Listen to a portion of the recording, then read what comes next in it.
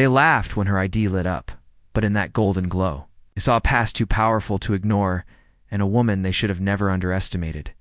Amara Khan lived in the heart of Karachi, in a crowded, noisy part of the city where life moved fast and people barely noticed one another.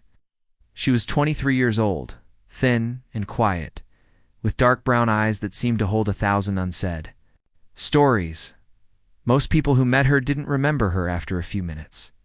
She didn't try to stand out, didn't speak unless necessary, and kept her eyes low in conversations.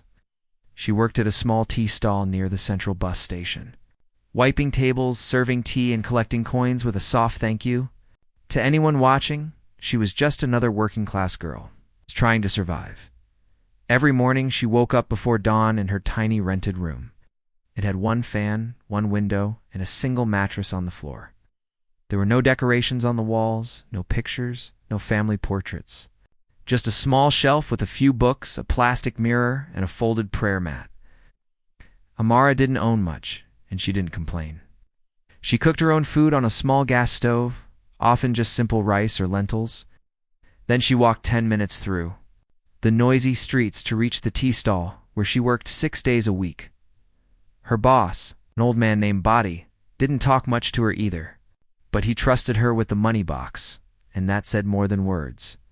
She was careful, respectful, and quiet. The customers barely noticed her. Most came for a quick cup of tea or to argue politics with Bati. Some would try to joke with her, but when she didn't respond with giggles or small talk, they lost interest and moved on. Amara didn't have friends. She didn't go out. She didn't even own a phone until last year. People thought she was strange, maybe too serious for someone her age. But what they didn't know was that Amara had learned from a young age to be careful. She knew the world, could turn cruel without warning. And most of all, she knew that some stories were safer when left untold. Years ago, when she was just a little girl, her life had been very different. She used to live in a peaceful, neat house with her mother and father. Her father, Major Imran Khan, was a strict but kind man. He always wore a clean uniform and told her bedtime stories about bravery and honor. Amara remembered how he would lift her in his arms and promise her that nothing bad could ever happen to their family. She believed him. Her mother, Asiya, was a graceful woman who wore white scarves and read books of poetry. Their home was filled with laughter and soft music.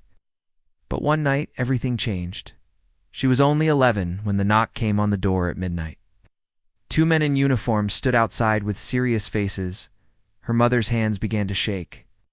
Amara didn't understand why her mother was crying so loudly or why the soldiers looked away when they spoke.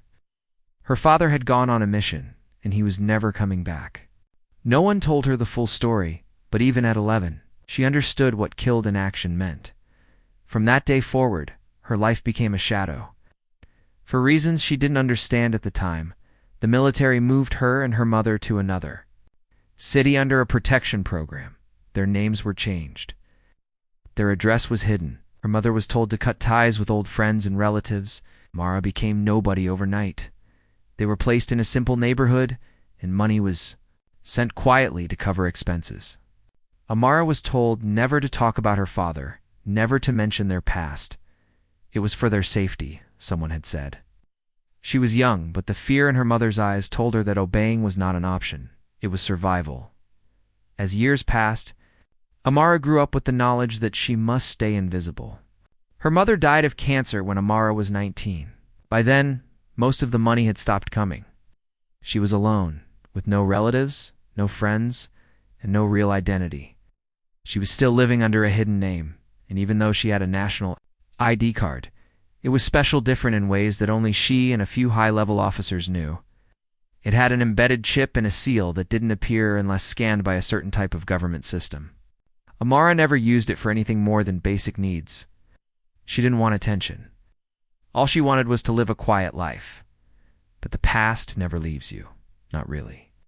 There were moments, small ones, when she would hear soldiers marching down the street and she would feel her heart tighten. Or when a man in uniform passed by the tea stall, she would look away quickly, afraid he might recognize her. Not that many would. Her father's story was hidden deep in classified files. Most of the world had forgotten the mission he died on. Only she remembered every detail he ever shared. And she kept those memories locked tight in her heart. Amara's ID card was something she rarely thought about. It was kept in her wallet, along with her shop ID and a few hundred rupees. But it carried secrets she didn't fully understand. All she knew was that it came from a part of her life she'd no longer allowed herself to touch. She had trained herself not to think of who she once was. She was just Amara, the tea stall girl now. Then came the day that changed everything.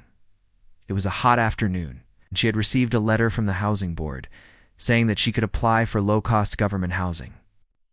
Amara didn't expect much from the system, but her landlord had doubled the rent, and she needed stability. So she took her papers, put on her best clothes, a faded blue camise, and walked to the welfare office.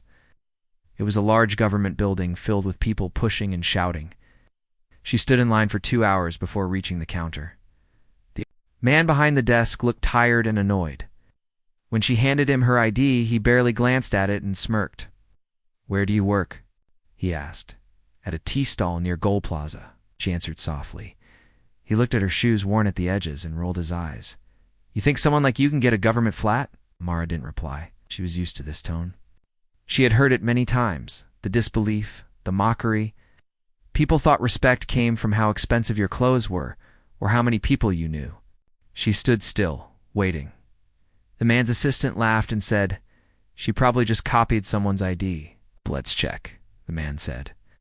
Inserting her ID into the scanner with an amused grin, that was the moment it happened. A sudden beep. A red light turned green, then gold.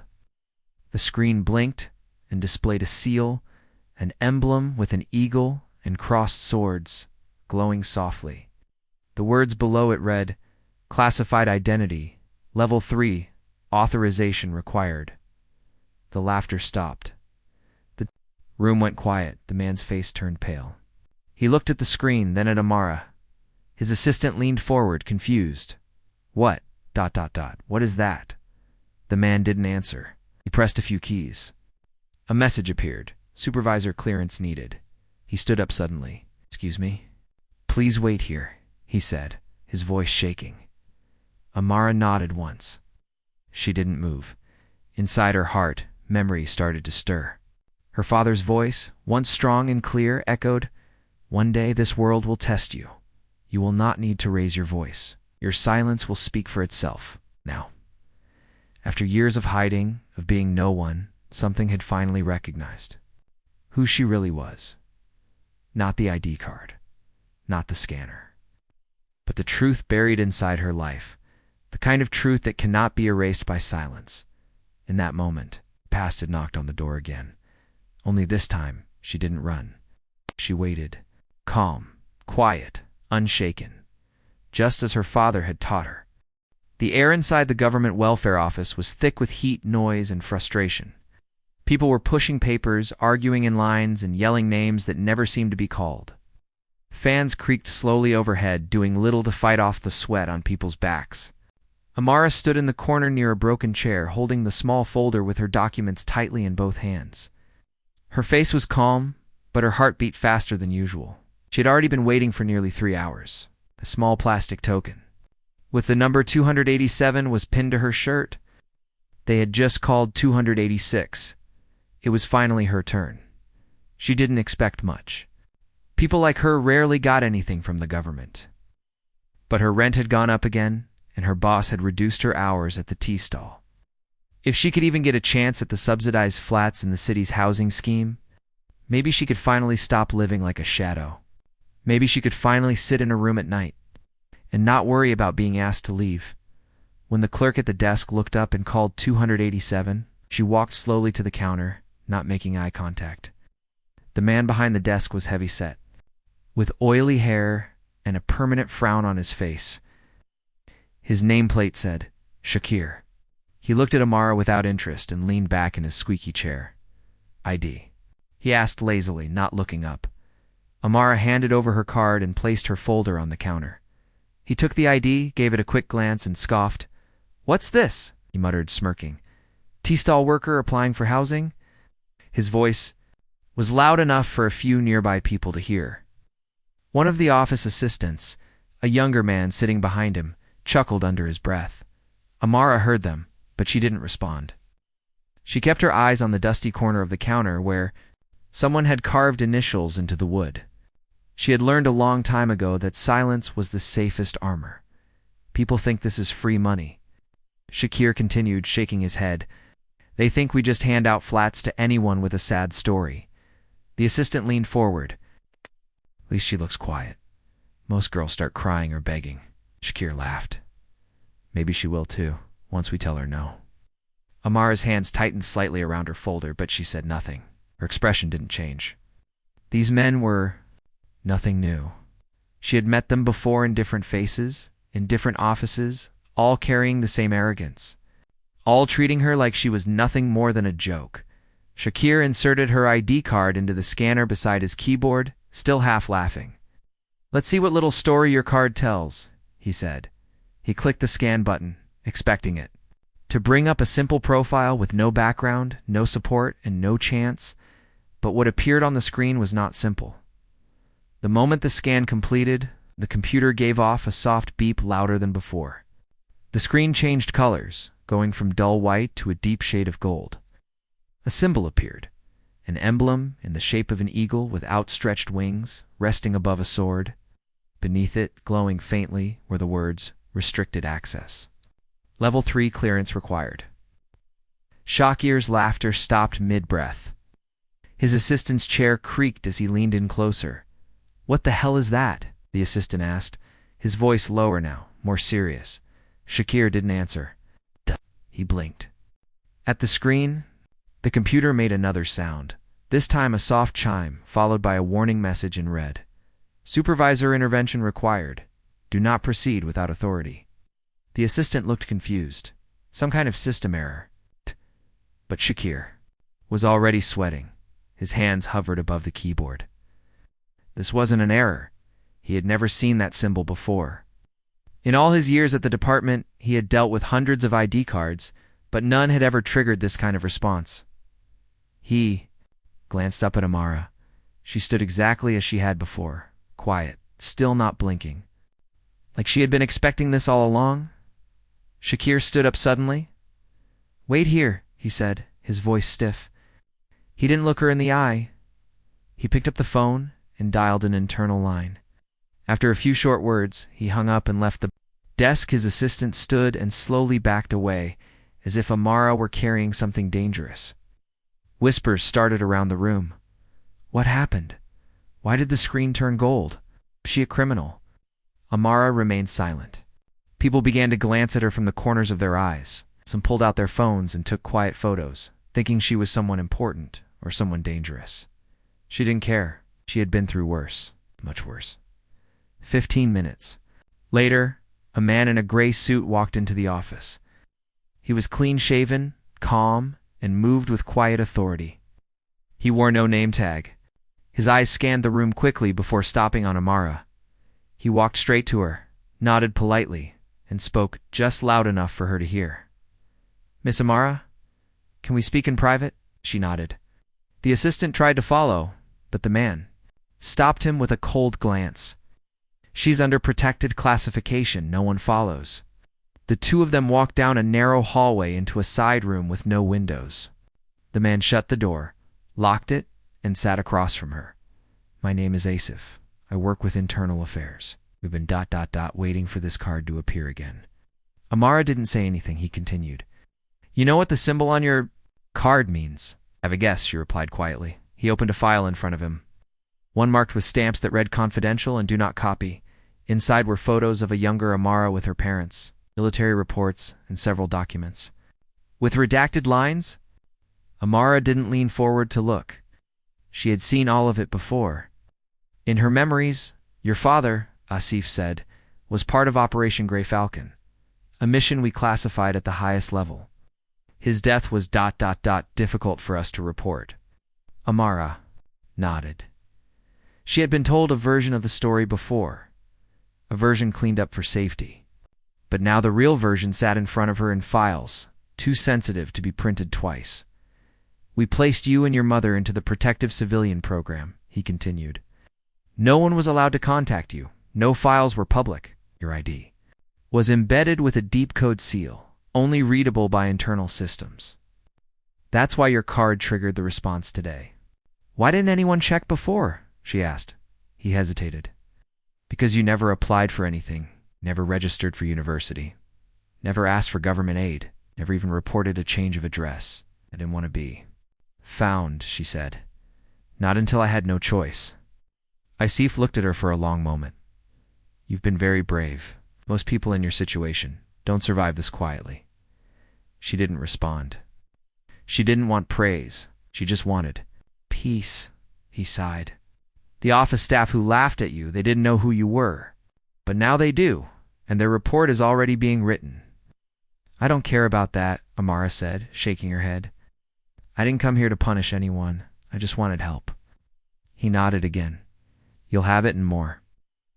Next morning, the same welfare office was different. A notice was pinned on the door, announcing that Shakir had been transferred pending investigation. His assistant had also been suspended. Staff moved around quietly, whispering about what had happened. They didn't dare speak Amara's name loudly. Most didn't know it. All they knew was that someone had come in with a normal face, a simple dress, and a card that could stop their system in its tracks. Amara returned only once, to sign the final papers for the housing application. This time, she was met with respect. Chairs were pulled out for her, tea was served. No one asked questions. But even in that moment, Amara said little. She didn't need their apologies or their kindness. She had already survived years of being forgotten. One act of recognition didn't erase that. Still, something had changed, not just for her, but for everyone who had seen the symbol, who had watched the screen light up, who had realized too late that the girl they laughed at was someone they never really saw. And as she walked out of the office, with the approval slip in hand, the sun caught her face just right. For a moment, it looked like she was glowing, not because of power, or fear, or revenge, but because after all these years, she had finally been seen. The day after the incident at the welfare office, things started to shift, quietly but deeply. The name Amara Khan didn't appear in any newspaper. No headlines were printed. No social media post mentioned her story. But inside the walls of government departments, her file moved quickly, faster than any regular file ever did. People whispered in hallways. Emails were marked urgent. Her ID scan had triggered something very rare, something only a handful of people in the country had ever seen, the Level 3 Emblem seal. In one small office, a senior government official paused as he opened the security report. He stared at the glowing image on his screen, the eagle and sword. That emblem was used only in special identity programs for people linked to high-level intelligence, security operations, or martyrs from secret missions. It was not public knowledge. Even most government workers didn't recognize it. But those who did knew exactly what it meant. This person had to be protected, and their identity had to remain hidden unless absolutely necessary. Amara, meanwhile, had returned to her normal life. She walked back to her tea stall the next day, wearing the same plain clothes, same sandals, and the same quiet expression. Bhatti, her boss, looked at her with curiosity. He had heard some rumors. Someone said a senior officer had come for her. Someone else claimed she was secretly a spy, but Bhatti didn't ask. He knew Amara was the kind of girl who wouldn't answer anyway. She simply nodded and began wiping down the counter as if nothing had happened. Customers came and went. Some looked at her a little differently, as if trying to guess what was behind those calm eyes. A few even asked, jokingly, "So who are you really?" She just smiled gently and kept serving chai. No one knew the full story, and she wasn't ready to share it. But deep inside, Amara could feel something stirring. The emblem had lit up, and it had opened a door she thought would stay locked forever. She had spent years hiding from her past, but now her past had found her again. And this time, it was demanding to be faced. That evening, after work, she returned to her small room. She pulled out an old box from under her mattress, one she hadn't opened in years. Inside were only a few items: a black and white photograph of her father in uniform, a newspaper clipping with the headline "Officer Lost in Border Operation," and a tiny pendant her mother once wore. She sat on the floor and held the photo in her hands. Her father, Major Imran Khan, had been more than just a soldier.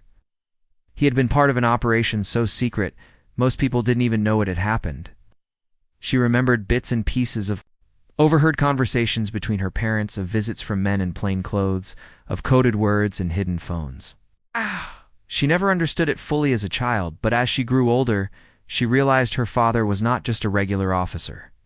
He had been part of something much larger, something dangerous, something that left no trace. His death had been sudden. The army had only said he was lost in action during an operation across the border. The funeral had been private. No medals were handed out publicly, no speeches given. Her mother had cried silently every night for months. And then, one day, officials came and told them they needed to disappear, that it was for their own safety. But too many enemies now knew who. They were given new names, a new address, and a new identity. Her ID card was issued under a quiet program designed for families of fallen intelligence officers. It looked like a normal card, but inside it was coated with special layers of encryption. One of those layers carried the emblem invisible to the human eye, but visible to classified government systems. It was meant to protect her, not harm her. But she never used it, never tested it, never wanted to be found. Until now. 3 days later, a black car pulled up near the tea stall. Amara was wiping down the counter when a tall man in uniform stepped out. He walked to her with quiet authority. His presence caused a few people to pause and watch. "Miss Amara," said, saluting her lightly, "you're requested at Central Command. Your transport is ready." Body stepped forward. "What's going on?" he asked, confused. The officer simply replied, "She's under protection. This concerns national security." Amara nodded once, washed her hands, and followed the man into the car. She didn't look back. The ride was silent. The driver didn't speak, and Amara stared out the window, watching the city pass by. Same streets she had walked every day, the same broken signs and noisy traffic. But everything felt different now. Like she was stepping out of one world and into another. They reached a high-security building outside the main city. Tall fences, guards, scanners, everything looked strict and serious. She was escorted inside, where she was met by the same man she had spoken with in the welfare office, Officer Osef. "Welcome back," he said calmly. "Please, sit." They entered a secure room, and Asif placed a thick file on the table. He opened it, revealing a folder marked with her father's name. "Major Imran Khan was more than a soldier," Asif began. "He led Operation Grey Falcon. It was a mission aimed at stopping a foreign intelligence network from entering our borders. It involved tracking, infiltration, and finally, a raid across enemy lines." Amara listened quietly. She already knew some of this, but not in such detail. "He was successful," Asif continued, "but he never returned. His team was ambushed. We recovered his last transmission, a warning. He had discovered something bigger, something hidden, deep inside the enemy's network. But we never got to follow up. Until now." Mara raised her eyes. "What does this have to do with me?" Asif hesitated. Then he said, "They're watching again, the same network. We believe they've tracked your family's name. Your ID scan wasn't just seen by us. Someone else accessed the system illegally. Right after the scan, Mara's heart skipped a beat. You're in danger, Asif said plainly. But you're also key to unlocking what your father left behind. I don't know anything, she replied honestly. I was a child. Your father left messages, Asif said. Encrypted files, codes, phrases. We think he left them for you, hidden in a way only you could understand. Amara was stunned. All this time she thought the past was over, that it had ended the day they buried her father. And now it was reaching out from the grave, asking her to do something she'd never imagined. We'll protect you, Asif assured. But we need your help, if you're willing. Amara sat in silence for a long moment. She thought about her quiet life, the tea stall, the simple days. And then she thought about her father, the man who told her bedtime stories about bravery, who carried her on his shoulders and called her his little warrior. She took a deep breath. What do I need to do? The next few days were intense. Amara was moved to a secure location. She was trained quickly in basic security awareness, taught how to spot surveillance, how to handle code-locked files, how to remember certain ciphers. They showed her recordings of her father's last mission, blurred and full of static. They played audio messages he left short, cryptic, filled with hidden meanings. In one of the recordings, her father said, "If you find this, it means you've already seen what they laughed at. Good, now show them why they should have never doubted you." It sent chills down her spine. Piece by piece, she began unlocking the files. Many were full of coordinates, names, bank accounts, signs, of a deeper enemy plan. Her father had discovered something dangerous, something meant to destabilize the country. And now, Amara was finishing the job he couldn't. Meanwhile, news of her ID scan continued to ripple through hidden channels. A foreign agent had been spotted near the city. Security was increased. Her identity was still protected, but everyone involved now knew she was more than just a girl with a glowing emblem. She was a bridge between the past and the present, a living piece of a story that hadn't ended yet. And as the final file opened, revealing the last part of her father's message, she read the words that made her understand everything. The world will only remember the loud. Shh, but you, Amara, you are my silence. My silence will echo forever. The quiet room was filled with only the soft sound of a ticking wall clock. Amara sat alone, staring at the computer screen in front of her. Her fingers were still resting on the keyboard, but her mind was racing. The last file had just been unlocked. It contained something unexpected, a message from her father that was written not in military codes or professional words, but in the simple tone of a father writing to his daughter. The same man who once kissed her forehead goodnight had now reached across years of silence to speak with her again. His voice echoed in her heart as she read the words again and again. My dearest Amara, if you're reading this, it means my mission is not over. It means you're stronger than I ever hoped for, and braver than even I was. I knew one day they might come for you, not with weapons, but with doubt. And I knew your silence would scare them more than anything. Tears filled her eyes, but she didn't let them fall. She had cried too many times in the past, alone in dark rooms, when no one could see. But now was not the time to break. Now was the time to become what her father believed she could be. Officer Asif entered the room slowly. His face was serious, but there was something in his eyes, a deep respect. He knew what she had just read. He had seen the file too. We've confirmed it, he said. The message your father left us includes the final coordinates. A hidden storage location, most likely a safe house from the original operation. If we get there before the enemy does, we'll have the full intelligence file. If they get there first. He didn't finish the sentence. Amara nodded. Then, let's go. Asif blinked. You want to come? You left it for me, she said calmly. What? They're looking for me anyway. I might as well face them head on. He studied her face. This isn't a spy movie, Amara. It's dangerous. I've lived in danger for years, she replied. I'm not afraid of it anymore. So the plan began. That night, under the cover of darkness, Amara and a small team of officers were taken to the outskirts of the city in an unmarked vehicle. The safe house was located in an abandoned area near the old railway line, a place no one visited anymore. Asif sat beside her, giving instructions to the team through an earpiece. Amara wore simple clothes, just like always, but her eyes had changed. They were no longer just quiet. They were sharp, alert, and unafraid. When they reached the location, everything was still. The building was old, its walls cracked, the roof half broken. A metal door stood in front, covered in rust.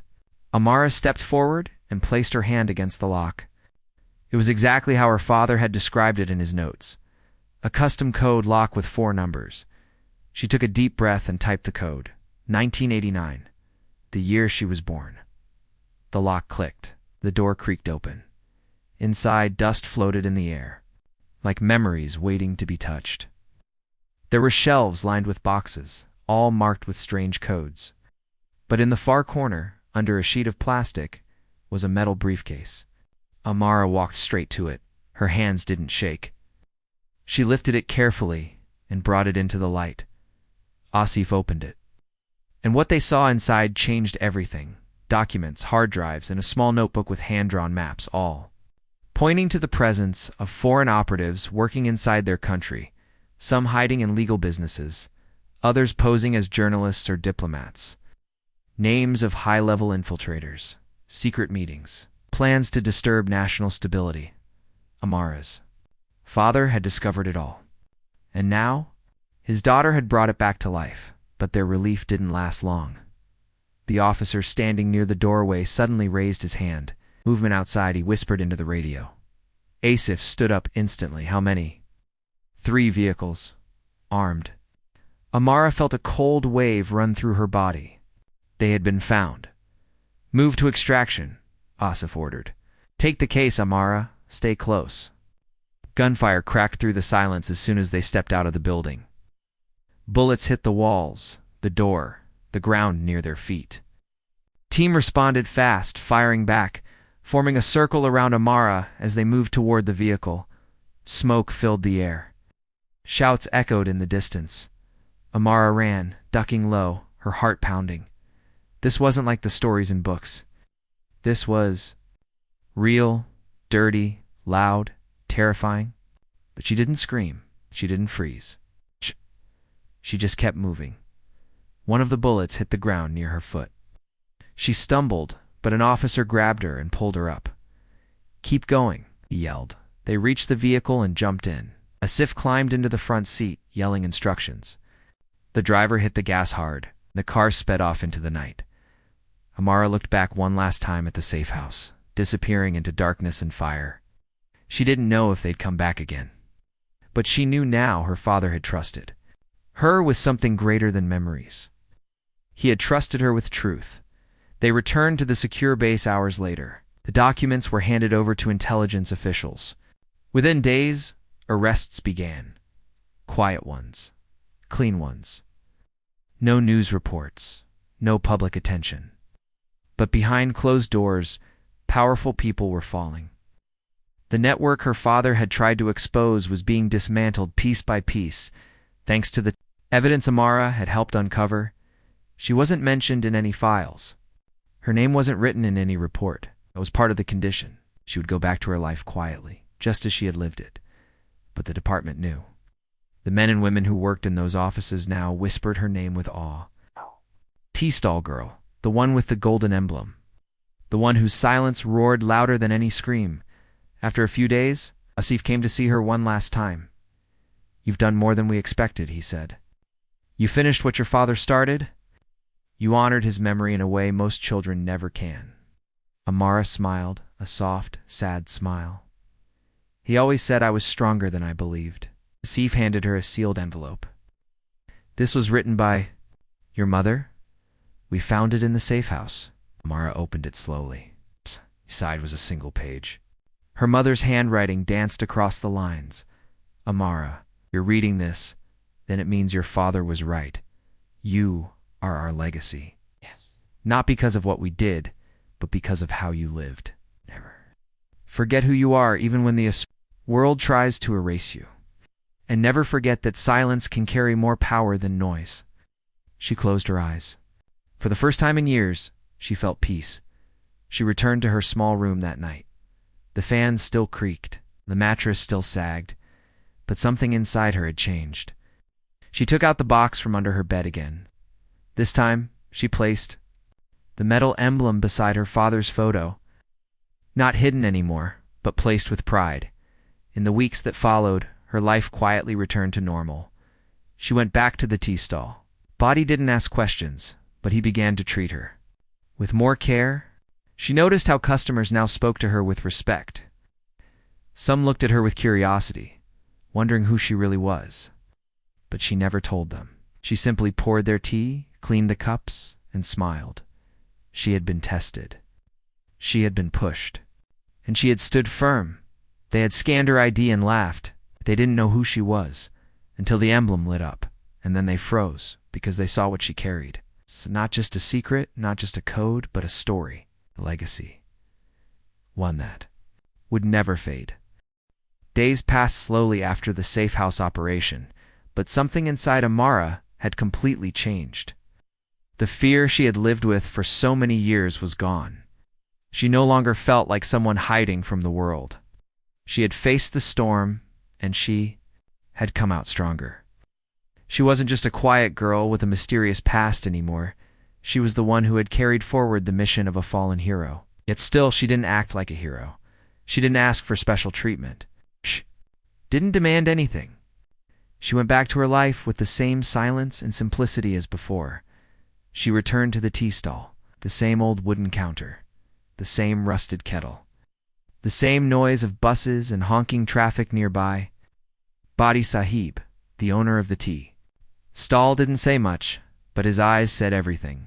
He didn't know the full story, no one did, but he sensed something powerful had happened. From that day onward, he stopped asking her to do the heavy lifting. He gave her longer breaks. Once he even gave her an extra 100 rupees, pretending it was a mistake in the change. Amara accepted it quietly as always. Something else had changed too. People who used to ignore her now looked at her with a strange kind of respect. Some remembered that day at the welfare office when the screen lit up. They had watched the laughter vanish from the staff's faces. They remembered the officer who had come to collect her. Rumors had spread maybe she was part of the army, maybe the daughter of a spy, or even a secret agent herself. Wow. No one knew, for sure. But they all knew one thing. Amara was not ordinary. Even the rude clerk from the welfare office, Shakir, had been transferred far away. His assistant had lost his job, and in their place, a new team was working people who were polite, careful, and respectful toward everyone, especially women who walked in with quiet dignity. That office, once a place of jokes and judgments, had become a little more decent thanks to a moment they never expected. One day a young girl came to the tea stall. She looked nervous and lost. She held an envelope in her hand and asked Amara softly if she could sit for a while. Amara gave her a cup of tea and a quiet smile. The girl explained that she had run away from a difficult home and needed help applying. For a government scholarship, Amara didn't ask too many questions. She simply listened.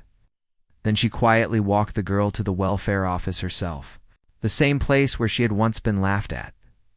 As soon as they arrived, one of the new clerks stood up and said, "Madam Amara, how can we help?" Amara gently placed the envelope on the desk. "She needs support. Please handle her case properly." The girl stared at her with wide eyes. "They know you," she whispered after they left the office. Amara nodded. "They should know everyone who walks in here deserves respect, not just me." The girl smiled for the first time. That became Amara's quiet way of giving back.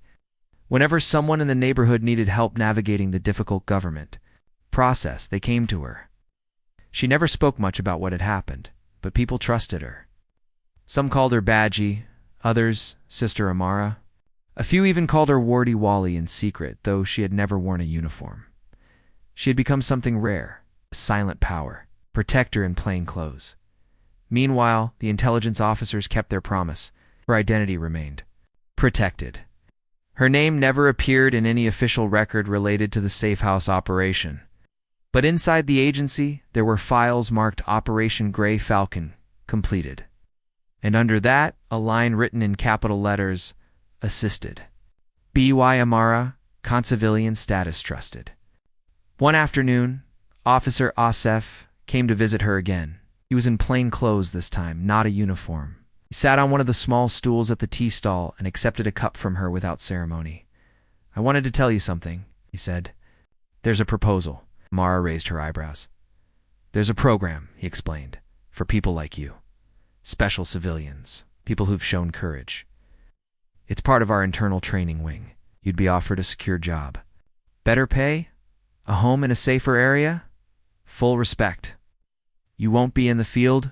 You've already done more than enough. But your story could train the next generation." Amara didn't reply immediately. She stirred the tea gently. Then she looked at him and asked, "Would it change who I am?" He smiled. "No. But it would let more people learn from who you are, she thought for a moment, then nodded once. I'll think about it. He placed a small envelope on the table. Your father's medal. You were finally allowed to unseal the record. This belongs to you. Amara picked it up carefully. It was heavier than she expected. Round and gold, with her father's name engraved on the back. The medal for service beyond duty. She held it against her chest, closed her eyes, and whispered, "Thank you, Baba." That night, she placed the medal next to the photograph of her father and the metal emblem that had once shocked a room full of laughing men. These weren't just items, they were pieces of her truth. As weeks passed, Mara continued her simple life, even as new doors opened. She accepted the government's offer quietly. She didn't leave the tea stall, but she worked part-time at a special office, helping officers learn how to recognize strength in silence. She never bragged, never told her full story. But she told them what mattered. Not every hero wears a uniform, she said once during a training session. Some carry their wounds inside. Some win battles you'll never hear about. If someone walks in looking broken, look again. They might be stronger than all of us. Her words became part of the training material. New officers were told the story of the girl with the glowing emblem. No name, just a story. And that story changed hearts. Years later, Amara still walked the same streets. Children waved at her. Others asked for advice. Shopkeepers gave her extra sweets. She didn't seek attention, but respect followed her quietly. Like a shadow that finally understood who it belonged to. One day, while walking home, she saw a group of boys laughing at an old man who had trouble reading a form. Took the paper, filled it in for the man, and turned to the boys. "When you laugh at someone's weakness, you show your own," she said. Then she walked away, not looking back. The boys fell silent. They had heard of her. She had become the kind of person people whispered about, not out of fear, but admiration. Not because of her strength in fighting, but because of her strength in staying silent when others would have shouted. In remaining kind when she could have been cruel. In showing dignity when the world had offered her none. The emblem on her card had lit up once, but that moment had only revealed what was already inside her, a legacy of courage, of sacrifice, of truth. People remembered the story. They remembered how she was laughed at, how the screen changed, how the room fell silent, how respect entered where mockery once lived, and long after the details faded. One thing remained. They had scanned her ID and laughed, but then they saw what she carried, and they froze. 'Cause real strength doesn't make noise, real strength stands still and lets the world catch up. And Amara Khan, daughter of a fallen hero, keeper of truth and protector of silence, stood quietly as always. But this time the world stood with her.